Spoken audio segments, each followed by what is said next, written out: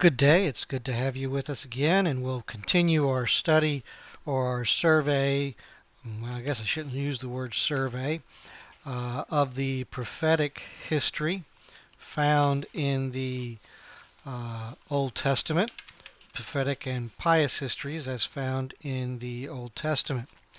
Now, when we begin looking at the historical books, and we're going to kind of survey the historical books in the next few slides in multiple ways, but surveying them, if you turn to your handout that we have earlier of the various formations or of the canon, you'll see that the Tanakh, which is the Jewish Old Testament, or the Hebrew Old Testament, or basically it's the Jewish Bible.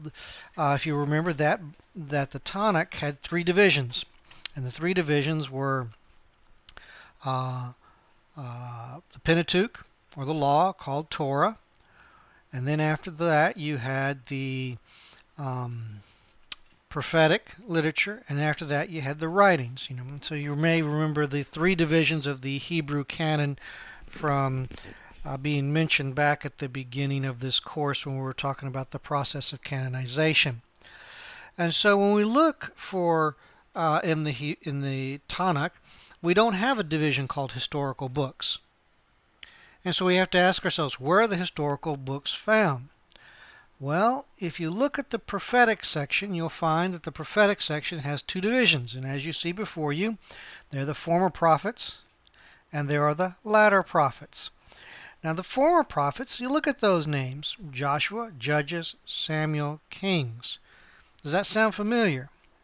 Well, yeah, those are books that in our Bibles we would call historical, but the ancient Jews considered them prophetic, along with Isaiah, Jeremiah, and Ezekiel, and then the minor prophets, which they called the 12.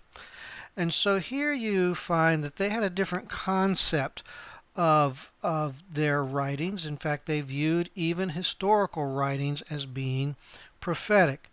Now, foundational to understand this is that in our culture, we tend to view prophetic as meaning prophecy about the future and everything being foretold, the foretelling of the future. Well, the ancients did not view it that way. They viewed it as not necessarily foretelling. It included, prophecy included foretelling of the future, but that was only a very small portion of what they considered prophecy. What they considered prophecy was the forthtelling of divine revelation. In other words, communicating God's word or special message for their time, not necessarily dealing with the future, but it is basically God speaking. The prophet was a spokesman for God. Now, he did not have divine authority. I won't get into all that, but he was just a messenger whom God sent to give a message. And so that message typically focused on what was going on at the time and explaining why God was doing things. I mean, that was one of the nice things of a prophet, is that you could scratch your head and say, God, why in the world are you doing this? And here would come the prophetic word, I'm doing this because, and he would give you a very specific reason why God was doing this or that. And the Jews had to struggle with that because they were God's chosen people, but as we will see in these former prophets, they were facing God's judgment. And so they were asking, God, why are we facing your judgment? And God's giving an answer through the prophets and giving an explanation of his actions to them. Well, in the Protestant Bibles, we follow the Septuagint, and in fact the same basic order you'll find in the Catholic Bibles. Of course, you understand the Catholic Bibles have more Septuagintal books in them, and the Protestant Bible only has those books that are part of the Hebrew canon or Tanakh. So we find that in the Protestant Bible they follow the Septuagint order, which is mostly a historical order, and begins with Joshua, which begins at the earlier times of Israel's history, right after they have left Egypt. And then Joshua records them conquering the land, and then also records them dividing the land. So you have the very beginnings of ancient Israelite history. Then you have the book of Judges, which covers roughly a 400-year period of time, from the time of Joshua, Moses, until the time of Saul. And here you have the account of the various judges who ruled and guided Israel in various portions of the country. Now, the book of Ruth is not a new stage in history. If you open up and look at the first part of Ruth, you'll see that it refers that this happened during the time of the judges judging. In other words, it happened during the time of Judges. It's contemporary. The events that are being described in Judges and Ruth happen at the same time. Judges is a very negative story showing how Israel is not following God overall. And in Ruth, it's kind of like saying, wait a minute, there are still a few people who followed God's mandates, and here's Ruth and specifically Boaz, and God works through them there. Then we have, after the period of the Judges, we 1st and 2nd Samuel, which is named after the first, or the prophet Samuel, who guided Israel from being a tribal kingdom into being a monarchy. He is a transitional figure, and we go from Samuel to Saul and then to David in these texts. And this story continues on with 1st and 2nd Kings. Now, if you remember, in the Latin Vulgate, all 4 of these books are the same. They're actually the same. It's just 4 different volumes. If you could say Samuel, 1st and 2nd Samuel are part 1, and 1st and 2nd Kings is part 2. And so this is a very long work in the Bible, continuing the narrative of the kings. Then we come to 1st and 2nd Chronicles. Now, 1st and 2nd Chronicles basically retells the same story that's found in Samuel and Kings, but it tells it in a positive light. It emphasizes the only Judah. Chronicles only focuses on the Davidic line. It doesn't tell us much about the northern kingdom, while Samuel, 1st and 2nd Kings includes the northern kingdoms. But it also emphasizes more the temple and those kings who followed God, and a more positive story. Now, we'll get into why the difference a little later on, but it's not a contradiction. It's just that when you write history, you have to choose what you focus in on. Samuel and Kings has a more negative focus. 1st and 2nd Chronicle has a more positive focus. Then Kings ends with the destruction of Israel or Judah, and Chronicle kind of comes to the same time period. And so now you have Ezra, who is during the exile, or actually the end of exile, when people are returning. So you have the book of Ezra now, and then Ezra is followed closely by Nehemiah. Ezra comes and reforms the religion of the ancient Israelites, or the returning Judites, and Nehemiah comes and rebuilds the wall and helps establish the Judites as they should be. Then we have the book of Esther, which happens sometime during the same time period, but in the Susa, in the Persian capital of the capital of the Persian Empire. And so it shows how God delivered the Jews there within the Persian Empire. Now, if you'll notice, I went from Israelite to Jews or Judites.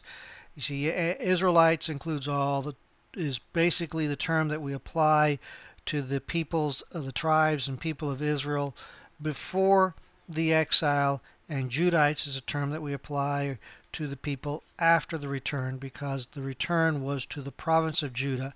Even though all of the tribes were represented in that return, the dominant tribe that returned was the Judite tribe. But as you see here in the Protestant Bibles, the books are pretty much in a pretty much chronological order.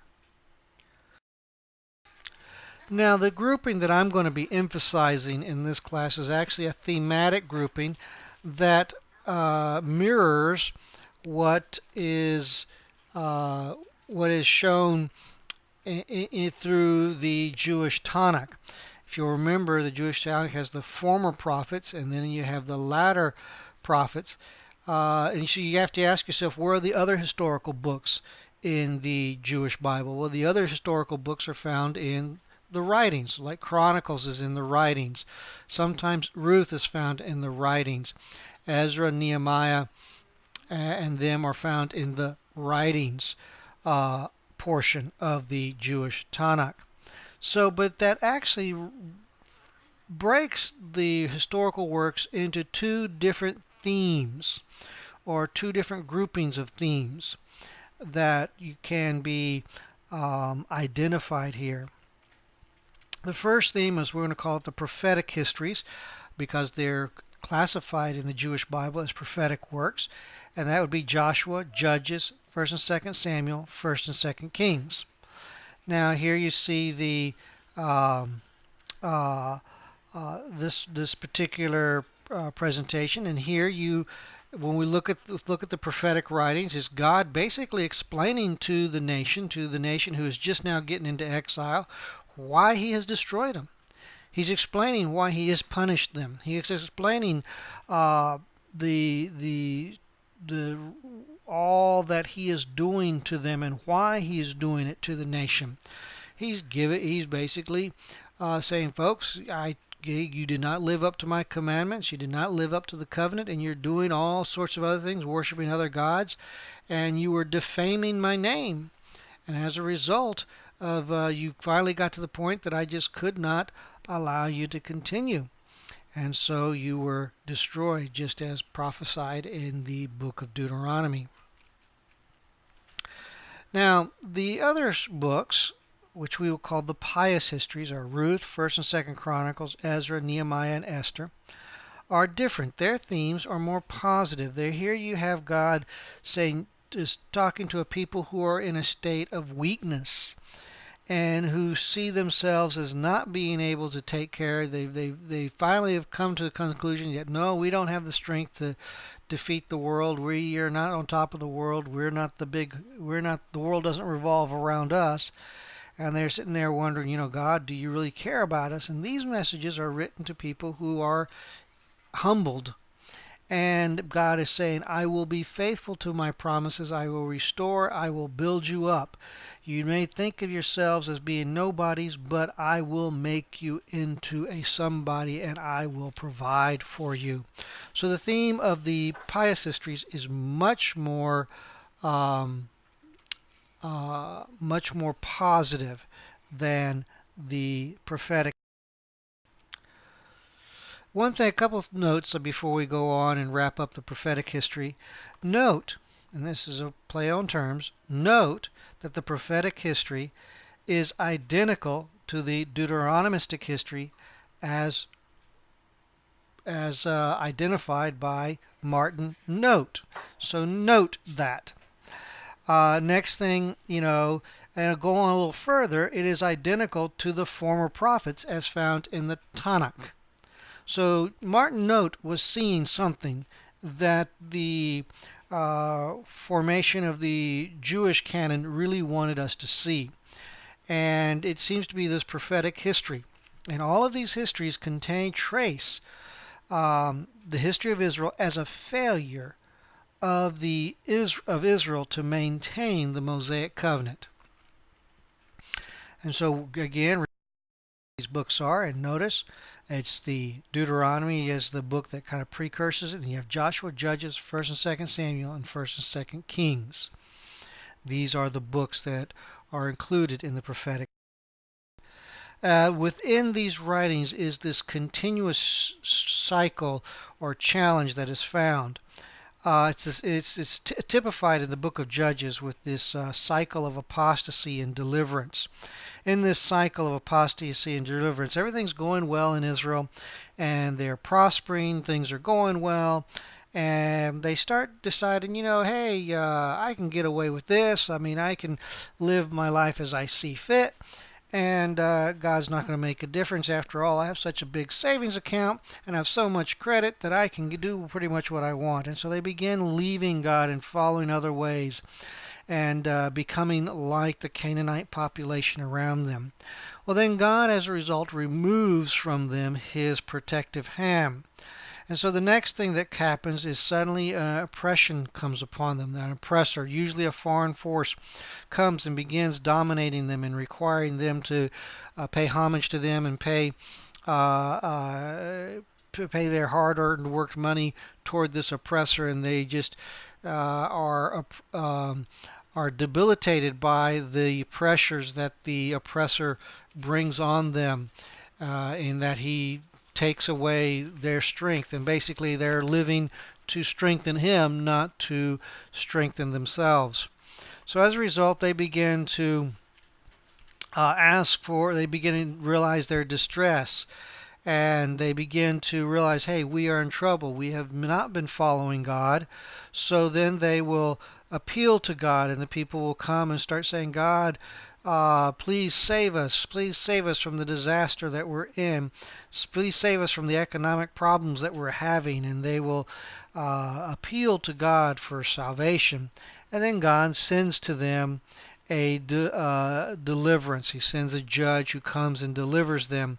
And that judge pretty much sets things right. And as long as that judge, that leader, is leading and the people are following, everything's going well. Well, then what happens? The judge passes away, and soon the people start reverting back, feeling secure in themselves, feeling they have everything they need, and they don't really need God. After all, they have all the cars and TVs and everything they need, and so they just begin forgetting about God, forgetting about seeking His face, and so they start going back toward apostasy, and the whole cycle begins again. Now, one thing you have to understand about this cycle, it's not a static cycle. It's more of a cycle of a plane that is spinning out of control. So each time they go through the spin, they're lower and they're lower until they finally crash. And when they crash, they basically are about to crash. They say, well, we need a king. And there's another some key verses that happen here in the we see in the book of Judges. We'll see the pattern that we just saw discussed, what we just discussed, found in Judges chapter 2, whereby you see in verses 18 and 19 we read the following: whenever the Lord raised up judges for them, the Lord was with the judge, and he saved them from the hand of their enemies all the days of the judge. For the Lord was moved to pity by their groaning because of those who afflicted and oppressed them.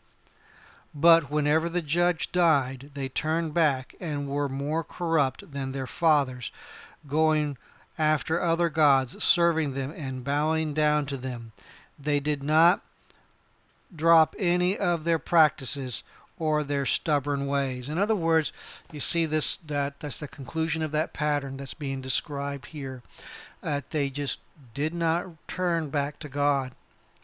Now, we'll see if you go through the book of Judges, there's some interesting phrases that are seen over and over that highlight this tension. We can see it in Judges.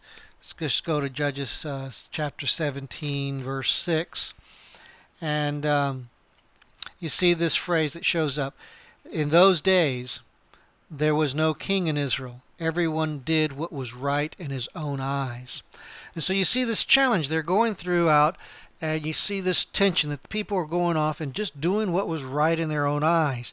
And what's implied by that phrase is that if there was a king, everybody would do what's right because the king would make sure that they did what was right. And this is what the cycle continues on being. But it doesn't. And we'll see this. So that's the cycle within the book of Judges. Including the prophetic histories, we can see that the prophetic histories were written up to the time of the exile. We get a sense that it kind of grew over time, that different portions were added and expanded or added to it. In other words, it was kind of like you have in Lord of the Rings with one person finishing the story, the next person picking up and going on from there. Now, the main purpose of these prophetic histories is to explain the reason for the judgments of God. And let's pause upon that. Remember that cycle we just went through with the judges, and the emphasis: there was no king. Therefore, the people um, did what was right in their own eyes. So the next passage is books. So you have Samuel Kings, which is the history of the kings. And we ask ourselves, did they solve the problem? Well, if you go through the book of Kings, you will find that they continued to do evil in the eyes or in the sight of God. We could go to 1 Kings 11:9. Let's see, 1 Kings 11:9. And so we just open up our Bibles there. Might have to just put these things into these slides, but we'll see. You can look them up. 1 Kings 11:9. Notice here it talks about, and the Lord was angry with Solomon because his heart had turned away from the Lord, the God of Israel, who had appeared to him twice. And he commanded him concerning these things, that he should not go after gods. Notice you have this little phrase about Solomon not following after God.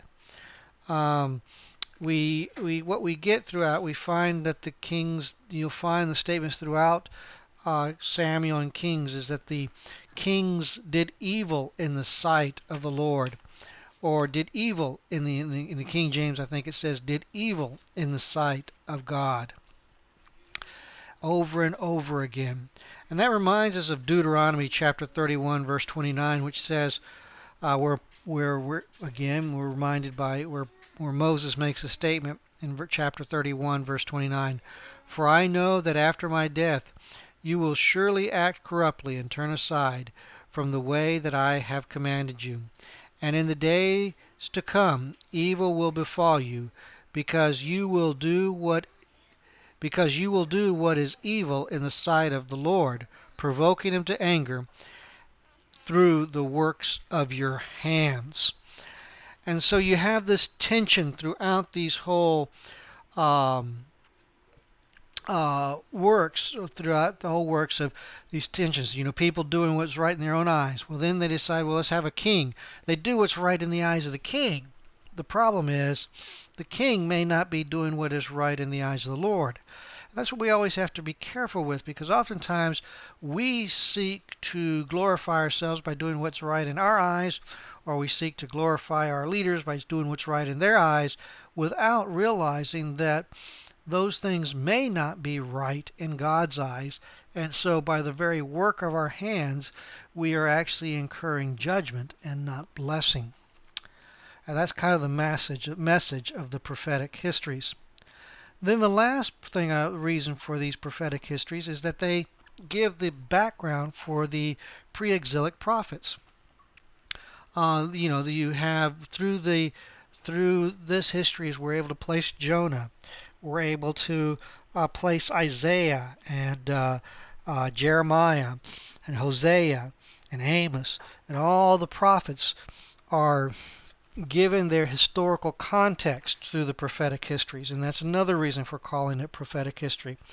It not only gives this prophetic message of why God is judging Judah and Israel, but it also establishes the context for the various pre-exilic prophets. Now, the pious histories are quite a bit different. When we look at them, they are all pretty much written after the exile, with the probable exception of Ruth. In other words, this is written to when Judah has realized that it's no longer going to be an independent nation. It's no longer going to be an independent state.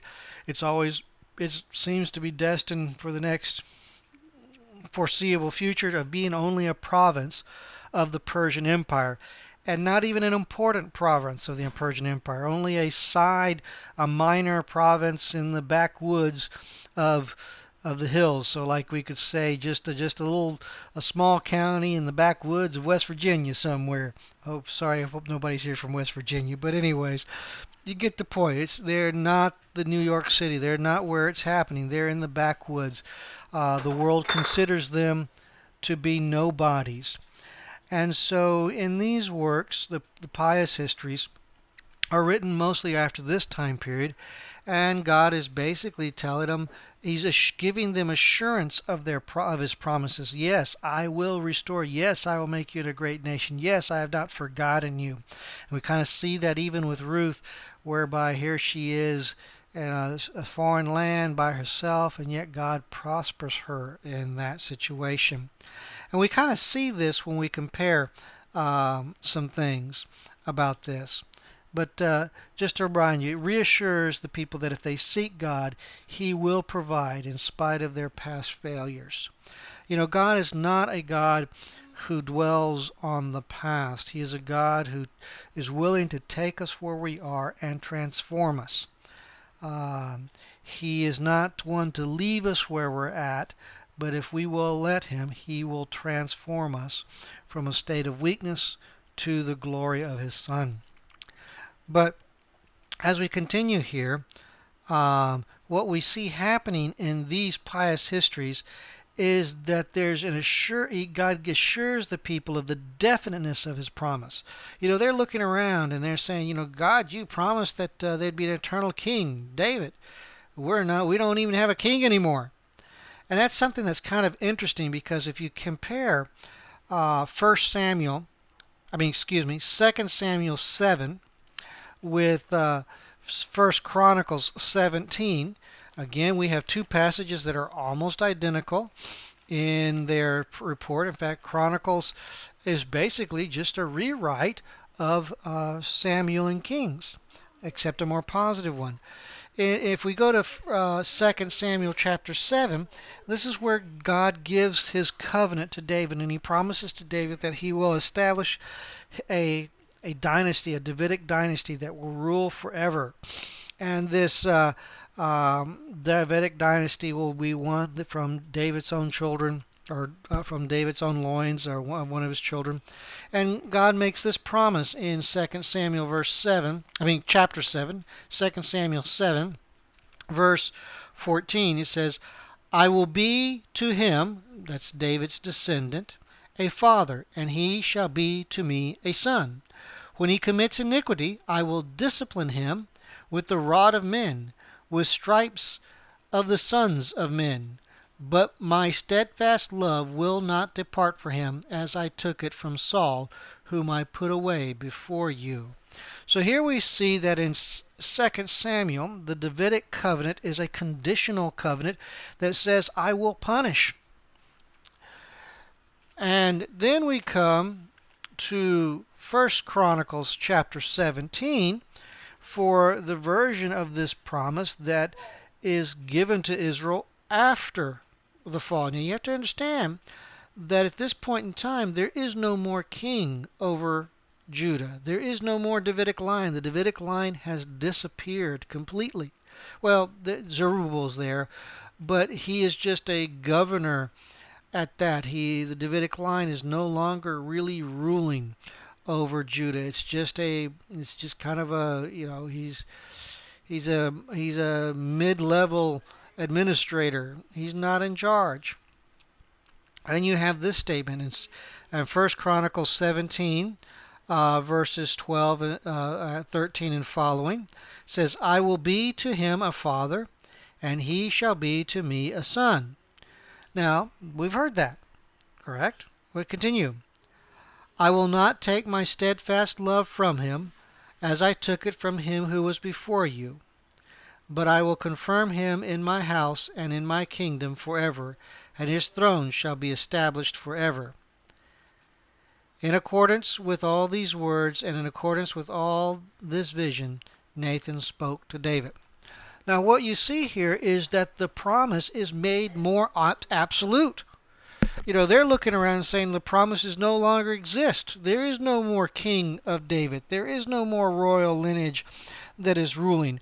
And the response from the pious history says, no, God is going to make a descendant of David, is going to establish the kingdom of David forever and ever. And he makes it in absolute terms. How can this be? It doesn't fit their time. So what we find is that in place of making the prophecy more, shall we say, softening it a little bit, they actually make it harder. Now, for those of us who are Christians, the answer is quite simple. Because Christ is the descendant of David, and he is the one who sits on the throne of David and who will reign eternally. And so Christ becomes the fulfiller of the promise as given ultimately in 2 Chronicles chapter 17. And so what we see here is a promise being fulfilled through Christ. But so the pious history is different from the prophetic history. The prophetic history is explaining why God judged the ancient Israelites.